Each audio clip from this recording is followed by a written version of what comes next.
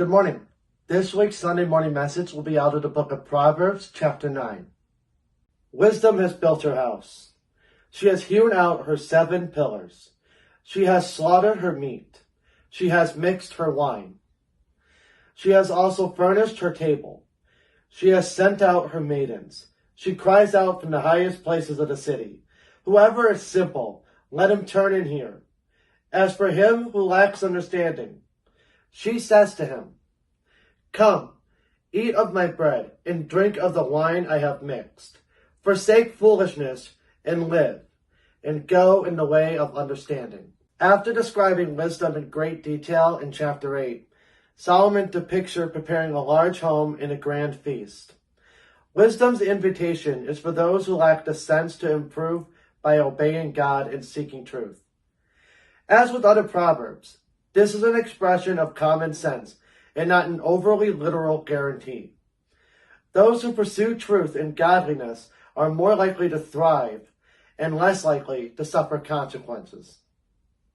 He who corrects a scoffer gets shame for himself, and he who rebukes a wicked man only harms himself. Do not correct a scoffer lest he hate you. Rebuke a wise man, and he will love you. Give instruction to a wise man, and he will still be wiser. Teach a just man, and he will increase in learning. The fear of the Lord is the beginning of wisdom, and the knowledge of the Holy One is understanding. For by me your days will be multiplied, and years of life will be added to you. If you are wise for yourself, and if you scoff, you will bear it alone. The middle portion of this chapter notes the different reactions to godly wisdom. Those who sincerely seek truth respond to correction with humility and love. They apply the lessons of wisdom to make themselves wiser.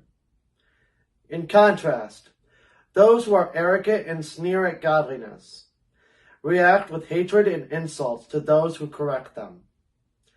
This passage repeats the fundamental idea that true wisdom can only begin when a person properly respects and reveres God.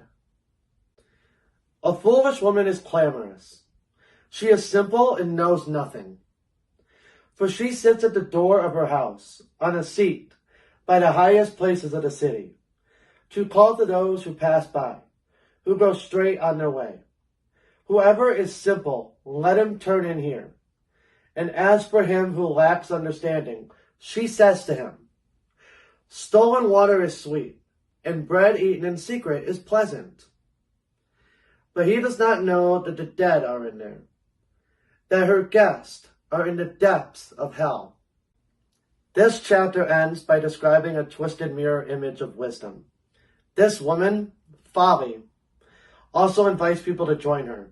Rather than encouraging godliness, Folly lies and says that illicit pleasures are better than God's creations. Those who fall for her seduction fail to see that her path leads to death. This concludes Solomon's overall praise of wisdom, begun in the later verses of chapter 1. After this, the book of Proverbs records many of the individual statements of wisdom by Solomon. Each of these is a proverb in and of itself.